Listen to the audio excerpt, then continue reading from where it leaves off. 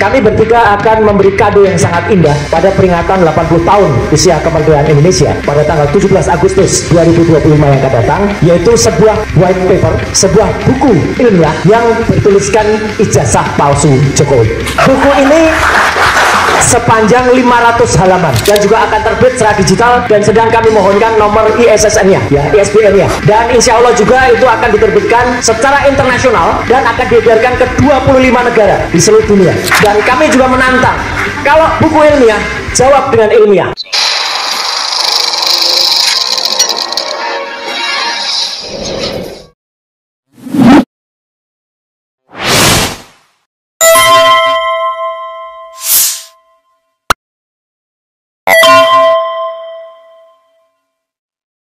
Assalamualaikum warahmatullahi wabarakatuh. Terima kasih sebesar-besarnya untuk para kuasa hukum kami, terutama koordinator tim litigasi Pak Petrus Celestinus dan koordinator tim non litigasi Pak Ahmad Kosinudin, dan rekan-rekan sekalian dan juga sahabat-sahabat yang statusnya sama dengan saya selaku terlapor. Alhamdulillah, pada kesempatan yang sangat baik ini saya sekaligus juga melaporkan bahwa kami bertiga pada awalnya, yaitu RRT ya, Rismon Hasiulan Sianipar, kemudian Roy Suryo dan Tifausia Tiasuma, ini sekaligus menjawab tantangan bahwa kami itu yang tadi seperti dikatakan Pak Ahmad Kosinudin didukung atau ada politik yang di belakang kami. Sama sekali kami jawab tidak ya. Dan bahkan izin saya mintakan juga doa restu dari seluruh hadirin dan seluruh media yang ada di ruangan ini. Insya Allah kami bertiga akan memberi kado yang sangat indah pada peringatan 80 tahun usia kemerdekaan Indonesia pada tanggal 17 Agustus 2025 yang akan datang, yaitu sebuah white paper, sebuah buku ilmiah yang bertuliskan ijazah palsu Jokowi. Buku ini sepanjang 500 halaman. Alhamdulillah sedang kami tulis dan sudah hampir mencapai 70 sekian persen. Bang Respon menuliskan soal detailnya, saya menuliskan mulai dari prakata, mulai dari kisah ijazah palsu ini pertama kali dugaan masyarakat, kemudian penjelasan soal Declaration of Human Rights, penjelasan soal Undang-Undang Dasar 45, penjelasan soal Undang-Undang Keterbukaan Informasi Publik nomor 14 tahun 2008, penjelasan Undang-Undang ITE nomor 11 2008, 19 2016, nomor 1 tahun 2024, dan juga termasuk penjelasan soal undang-undang yang lain dan undang-undang khususnya. Dr. Dr. Rismon akan menuliskan detail soal analisis teknis yang jauh lebih detail. Misalnya soal analisis red, green, blue, soal lintasan cap, kemudian image comparison, face recognition, dan lain sebagainya. Kemudian Dr. Tifa menuliskan dari sisi behavioral neuroscience-nya. Semua itu akan menjadi satu buku yang insya Allah itu akan terbit dalam dua versi, akan terbit secara cetak analog dan juga akan terbit secara digital, dan sedang kami mohonkan nomor ISSN-nya, ya, ISBN-nya. Dan insya Allah juga itu akan diterbitkan secara internasional oleh Pak Kris Komari selaku koordinator dari FDI, Forum Diaspora Indonesia, dan akan diedarkan ke 25 negara di seluruh dunia. Jadi kami bertanggung jawab penuh atas buku itu, dan kami juga menantang, kalau buku ilmiah, jawab dengan ilmiah. Jadi misalnya mereka menjawab, oh ya tahun KKN-nya tadinya 83 berubah 85. Nah itu jawaban ilmiah dari mereka misalnya. Oh ya gitar listrik bisa dimainkan di desa tanpa listrik misalnya. Nah itu jawaban dari mereka misalnya begitu. Ya, jadi kami dan itu akan menjadi kado cantik pada peringatan hari Minggu tanggal 17 Agustus. Sehari sudahnya, insya Allah Pak Kosinudin, Pak Petrus, dan teman-teman lain, saya akan mohon izin untuk juga mendeklarasikan bersama sahabat-sahabat purnawirawan dari Ngayogyakarta Hadiningrat, dari Jogja, bahwa akan ada statement, akan ada sabda dari kota Yogyakarta pada tanggal 18 Agustus tahun 2025. Jadi izin saya Sabtu masih saya Minggu masih di, Senin saya udah akan ke Jogja. Jadi artinya itu insya Allah akan memperkuat bagaimana nanti kalau Presiden Republik Indonesia bersikap, maka Nagari Ngayogyakarta Hadiningrat sudah akan bersikap juga terlebih dahulu, ya, untuk mendukung soal ijazah palsu ini. Yang kedua, mendukung statement dari Pak Kosinudin tadi, ya, kami siang hari ini masih melihat ada seseorang yang bergentayangan dan berkuar-kuar di Mapolda Metro Jaya yang dikenal dengan nama si Plester. Ya, saya nggak tahu nama lengkapnya, yang penting dia si Plester. Memang harus diplester mulutnya. Ya. Karena apa? Karena sesuai dengan surat yang kami ajukan ke Kejaksaan Negeri Jakarta Selatan, dan itu kami konfreskan di depan patung Dewi Keadilan, yang Dewi Keadilan itu ditutup matanya supaya benar-benar bisa adil tanpa memandang apapun. Kami masih menunggu jawaban dari Kejaksaan Negeri. Karena apa? Kalau memang si Plester sudah mengatakan sudah menjalani hukuman, kapan, hari apa, tahun berapa, dari bulan mana, saya bulan mana? Karena seharusnya dia dihukum 1 tahun 6 bulan sesuai dengan putusan kasasi. Bahwa dia sudah menjalani hukum, bahwa dia sudah menjalani pengadilan, ya mungkin menjalani sidang. Dan bahkan Pak Yusuf Kalla, Muhammad Yusuf Kalla sangat baik, maafkan, mungkin. Tetapi yang jelas kita masih menunggu kapan dia dieksekusi menjalani hukuman. Makanya siang hari tadi dia koar-koar. Dulu RS ketakutan masuk menggunakan penyangga kepala. Yang mengenakan saya penyangga kepala itu rumah sakit resmi saya waktu itu. Dan itu saya pakai selama 1 bulan. Dan saya kesatria, saya masuk menjalani hukuman. Ya, bukan seperti dia yang lari dari tanggung jawab, tidak menjalani hukuman. Itu lebih penting. Artinya begini teman-teman semua, izinkan kalau saya salah, bapak-bapak yang mengerti hukum. Berarti semua statement dia maupun laporan dia di Polda Metro Jaya maupun kesaksian dia, kalau ternyata itu terjadi dan dia harusnya masuk tahanan, maka itu tidak berlaku, tidak sah. Karena harusnya dia masuk tahanan, tapi kemudian dia masih bersaksi atau bahkan membuat kesaksian terhadap pelapor yang lain. Jadi harusnya dia dieksekusi. Itu soal si Plester. Satu lagi yang saya bilang, mohon maaf, satu lagi yang kemarin teriak-teriak soal itu harus masuk penjara, yaitu orang namanya AA inisialnya, ya, yang dia kehilangan otaknya ketika digebukin di depan DPR. Ya. Dia kena, sebenarnya dia adalah TSK, tersangka kasus penistaan agama pada tahun 2015. Mohon maaf ibu-ibu dan semua umat muslim dan muslimah. Dia mengatakan, kenapa dia masuk pasal penghinaan agama? Karena dia mengatakan Nabi Muhammad bukan orang Arab, dan dia tersangka. Tapi kemudian saya nggak tahu dia di SP3 oleh Polda Metro Jaya. Tapi sudah juga kemudian di pra-peradilan dan menang pra-peradilannya. Jadi harusnya dia dieksekusi. Tapi sampai dengan sekarang Polda Metro Jaya belum mengeksekusi dia. Jadi artinya status AA itu adalah tersangka dan harusnya diteruskan penyidikannya, bukan diberhentikan. Ya, itu jadi ada 2 orang yang, dan yang menarik sekali tadi karena ada YouTube-nya si Plester itu, malah justru komentar lebih banyak kepada seseorang yang bertopi, topinya dihadapkan ke belakang. Betul.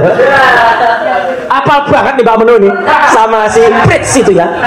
Dan orang mengatakan itu orang yang di belakangnya itu yang ijazahnya dibusek capnya, ya, dan dia secara tidak memalukan dirinya sendiri tampil di depan salah satu TV dan kemudian menunjukkan kalau ternyata ijazahnya masih ada capnya, bukan seperti Jokowi yang capnya dibalik pas fotonya, ya. Nah, jadi sekali lagi saya tegaskan untuk teman-teman media yang ada di sini, saya patuh dan taat dengan kesepakatan bersama. Jadi insya Allah sore hari ini saya juga akan live di TV tanpa si Plester, ya, gitu. Dan pada hari Rabu yang akan datang itu akan ada acara. Pak Kosiduri tahu persis sejarahnya. Harusnya acara itu mengulas tentang si Plester, tapi kami tegas, kami tidak akan hadir kalau masih ada si Plester yang belum menjalani hukuman. Alhamdulillah ya, salut kepada TV itu. Saya nggak kesebutkan TV-nya, tapi acaranya head to head. Hostnya Elvira Khairunisa. Topiknya diganti, bukan si Plester lagi. Jadi kami akan hadir kalau tanpa si Plester. Ya, karena tidak sopan kalau itu ada. Dan yang terakhir, tadi sudah disampaikan juga oleh Pak Kosinudin, ini bukan nomor-nomor. Ini saya tunjukkan buktinya. Jadi ini adalah akun resmi, akun sosmed, maaf, milik seseorang namanya VL. VL itu siapa? Virgianto Listiawan alias Iwan Fals. Iwan Fals membuat polling, kita tahulah siapa Iwan Fals, pada pertengahan Juli yang lalu, dan 72% ketika dia menanyakan ijazah Jokowi, jawabannya adalah palsu. Jadi terima kasih Mas Iwan Fals bersama grupnya, ya, hanya 14% yang mengatakan asli. Nah, jadi artinya makin banyak lagi selain Refli Harun juga Iwan Fals. Dan kami sekaligus menolak atau tidak percaya Kalau ada seseorang yang membuat survei-surveian, itu bukan survei tapi survei. SURPAY. Survei. Kenapa survei? Soalnya sekarang orangnya lagi protes. Terima kasih kepada Presiden Prabowo yang sudah menghapus ya tantiem bonus itu. Nanti mungkin Pak Manusia Merdeka, Pak Said Didu bisa menjelaskan dengan lebih detail ya. Keborosan, kemudian insya Allah uang negara, devisa negara itu akan bisa dihemat kalau komisaris-komisaris itu dihilangkan atau tidak perlu diberikan yang namanya tantiem, bonus dan sebagainya. Kenapa? Toh mereka juga tidak berkompeten sama sekali. Untuk mencermati situasi kondisi kebangsaan kita terakhir. Sebelumnya kami persilakan Bu Kurnia ya.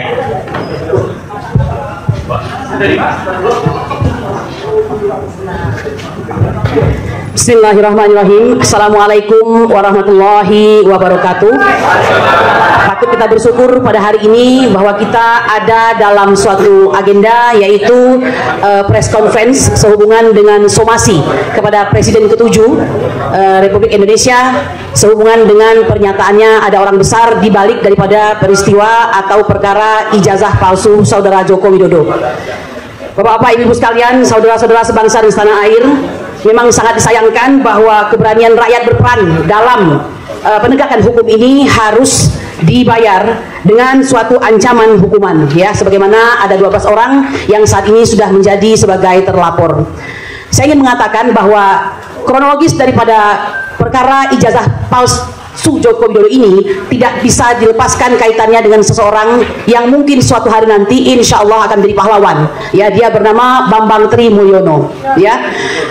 Dan juga tentu saja ada keikutsertaan Saudara Sugi Nur atau Gus Nur di situ, sehingga beliau berdua ada dalam ini. Mohon izin, pemilik Toyota Rush warna hitam di 1682. Terima kasih, Delta Bandung. Ya, silakan ya. Jadi bukan keterlibatan, tapi beliau sebenarnya adalah tonggak sejarah dari perkara ijazah palsu Saudara Joko Widodo ini. Dimulai dari perkara 592, ini banyak digunakan oleh pihak lawan untuk mengatakan bahwa mereka memenangkan perkara ini. Padahal sebenarnya itu tentu saja tidak benar. Saya sebutkan perkara 592 itu pada tanggal Senin 14 November 2022 yang sudah berketetapan hukum atau BHT pada tanggal 28 November 2022 kami cabut dalam rangka memikirkan segala sesuatunya, ya, karena akan ada kesulitan dalam kami nanti menyelesaikan perkara tersebut di Pengadilan Jakarta Pusat. Keputusan yang dimaksud adalah bahwa 1, menyatakan gugatan penggugat dicabut, 2, memerintahkan kepada Panitera Pengadilan Negeri Jakarta Pusat untuk mencoret perkara gugatan nomor 592 PDT-G 2022 PNJKTPST dari daftar perkara dan yang tersedia untuk itu. 3, menetapkan biaya perkara sebesar 1.240.000. Jadi perkara ini dicabut, bukan kami dikalahkan, ya. Nah, ini beberapa kali kami harus sampaikan supaya menjadi perhatian bagi Saudara Yakub Hasidibuan dan kawan-kawan bahwa Anda sesungguhnya tidak pernah memenangkan perkara ini. Bapak Ibu sekalian, singkat cerita, perkara berubah menjadi perkara pidana, di mana beban pembuktian itu menjadi beban bagi jaksa, ya. Sudah diketahui beberapa kali saya sampaikan di TV-TV nasional bahwa sesungguhnya jaksa tidak pernah berhasil membuktikan bahwa kedua orang tersebut, yaitu Bambang Tri dan Gus Nur, bersalah. Nah, saya ingin lompat sedikit. Dalam gelar perkara khusus itu Bapak Idal Zalpadilla yang mungkin harus kecewa karena pihak Bareskrim dalam hal ini mengatakan bahwa perkara khusus tersebut, gelar perkara khusus telah benar dilakukan dan apa yang dihasilkan itu sudah sesuai, karena kami pihak yang melaporkan ini tidak menggunakan data yang primer, ya, yang menyebutkan sebagai data sekunder. Kami mengatakan data kami adalah data primer, ya. Setelah saya kontak dengan Saudara Profesor Egy Sujana, mengapa kami katakan ini data primer? Data primer itu adalah suatu keputusan, ya, yang telah inkrah. Pertama itu adalah keputusan banding dahulu, ya, yaitu keputusan banding nomor 271/Pitsus 2023 PT Semarang atau PT SNG, dan putusan banding 272/Pitsus/2023 PT Semarang. Dan ini diperkuat dengan keputusan kasasi, yaitu keputusan 4850/Pitsus/2023 dan keputusan kasasi nomor 4851/Pitsus/2023. Kedua keputusan ini telah kami sampaikan di hadapan Ketua Gelar Perkara Khusus beberapa waktu yang lalu. Jadi sebenarnya yang tidak mengolah data-data tersebut adalah pihak daripada Karwa Sidik, Nah, dengan demikian ada apakah itu? Tentu masyarakat bisa menilai. Mohon maaf kami harus sampaikan di sini karena memang sudah waktunya untuk berterus terang. Ada dua hal yang membuat hal tersebut menjadi runyam seperti ini. Pertama, kita sudah tahu bahwa, mohon maaf, bahwa kepolisian ini kan masih orangnya Pak Jokowi, Harusnya the main behind the gun atau orang yang menggunakan senjata itu, istilah dalam tanda kutip, itu harusnya orang yang dipilih oleh Bapak Prabowo Subianto. Tapi sudah sedemikian lama Bapak Sigit Listio tetap dipertahankan. Sedangkan kita tahu, dengan sangat menyesal kami harus menyampaikan bahwa polisi punya historis atau sejarah untuk merekayasa perkara, Jadi betul atau tidak, silakan masyarakat menilai. Jadi kami memiliki data primer yang saya sampaikan tadi, keputusan banding dan keputusan kasasi, Kalau yang dimaksud oleh kepolisian itu adalah ijazah saudara Joko Widodo, itu ada pada pemiliknya yang tidak mungkin kita merampas darinya, kan begitu. Nah, jadi itu yang bisa saya sampaikan. Kemudian Bapak Ibu sekalian, mengenai kedatangan kami ke Jogja, ini saudara ketua tim non litigasi kami tadi menyampaikan agar saya menyampaikan hal tersebut untuk bangsa Indonesia itu mengetahui bahwa kedatangan kami ke Jogja dan Solo itu adalah sangat formal serta diterima secara baik karena kami bersurat 2 kali, yaitu bersurat pada tanggal 24 Maret dan 5 April, yaitu bersurat kepada UGM dan bersurat kepada saudara Joko Widodo sendiri. Mengapa beliau menerima? Harusnya itu kami artikan sebagai niat baik juga, kecuali niatnya menjadi tidak baik, Nah, kami harus sampaikan juga meskipun dengan tidak enak hati ini bahwa sesungguhnya adanya Dumas kami, pengaduan masyarakat kami di Bareskrim itu adalah menjadi penyebab daripada timbulnya laporan saudara Joko Widodo di Polda Metro Jaya, walaupun beberapa kali dan secara terus-menerus denial atau ditolak oleh pihak kuasa hukumnya, Karena apa? Kami mungkin belum banyak menyampaikan bahwa sesungguhnya kami sudah mengalami intimidasi di dalam rumah saudara Joko Widodo tersebut dengan mengatakan bahwa karena ini sudah ramai, maka saya akan menempuh jalur hukum. Jalur hukum yang dimaksud itu bukan melaksanakan suatu gugatan perkara PMH misalnya di suatu pengadilan negeri, tetapi yang dimaksud adalah mempolisikan. Dan terbukti pada tanggal 30 April 2025 kami dilaporkan dengan atas 5 orang berinisial RS, TT, ES, dan K, Itu didahului dengan suatu laporan yang nabok nyilih tangan. Jadi istilah itu menggunakan tangan orang lain terlebih dahulu dengan pasal penghatutan, Salah satunya terhadap saudara kami, yaitu berinisial Rizal Fadila. Itu inisial atau nama lengkap itu. Jadi demikian, Bapak Ibu sekalian, kami memilih berjuang dengan berani, bahwa demokrasi itu harus diperjuangkan dalam ius constitutum, hukum yang berlaku positif, bukan hanya slogan. Meskipun faktanya ada ancaman terhadap penegakan hukum, dan itulah yang terjadi pada bangsa ini. Saya kira apa yang disampaikan oleh ahli pengamat kriminal itu Bang Riza Indragiri tentang bagaimana wajah Polri hari ini bisa disimak itu.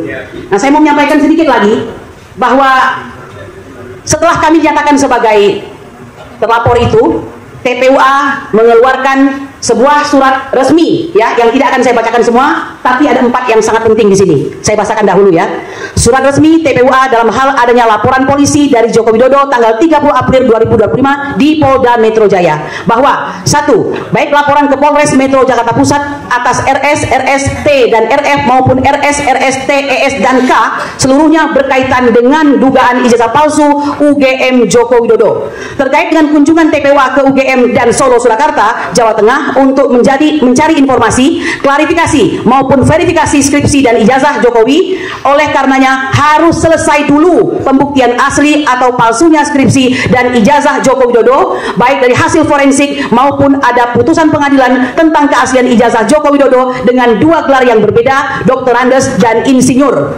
atau DRS dan IR. Selanjutnya, kami belum pernah membaca dan mengetahui bahwa saat tahun 1980 ada calon mahasiswa yang bernama Joko Widodo mendaftar di UGM, apalagi nama Joko Widodo diterima di UGM khusus teknologi kehutanan menurutnya. 2. TPUA telah membuat laporan berupa pengaduan masyarakat ke Bareskrim Mabes Polri tanggal 9 Desember 2024 dengan lampiran 1 bundel putusan pengadilan, lalu mengajukan 9 bukti tambahan pada tanggal 20 Maret 2025 dan 1 bukti tambahan pada tanggal 7 April 2025 dan 4 bukti tambahan pada tanggal 22 April 2025. Ketiga, atas laporan pengaduan dugaan skripsi dan ijazah palsu Joko Widodo dengan terlapor teradu Jokowi sebagai pelaku atau plagier atau dader, dugaan pembuatan skripsi palsu serta Jokowi sebagai menyuruh atau don plagier atau penyerta atau mede plagier untuk pembuatan yang diduga ijazah palsu, ini harus diproses terlebih dahulu sebelum pemeriksaan delik pencemaran nama baik dan fitnah. Pencemaran nama baik 310 KUHP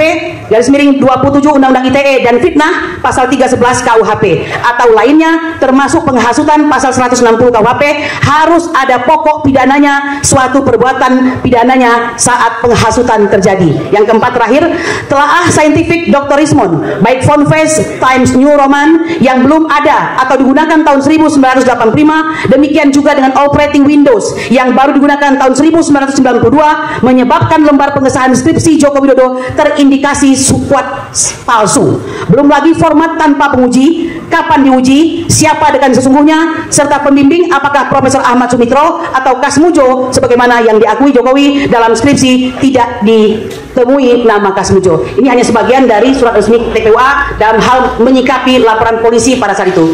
Bapak Ibu sekalian, saya kira masih banyak yang akan bicara nanti ya. Ini menyampaikan satu hal yang paling penting, bahwa tidak ada orang besar di belakang TPUA.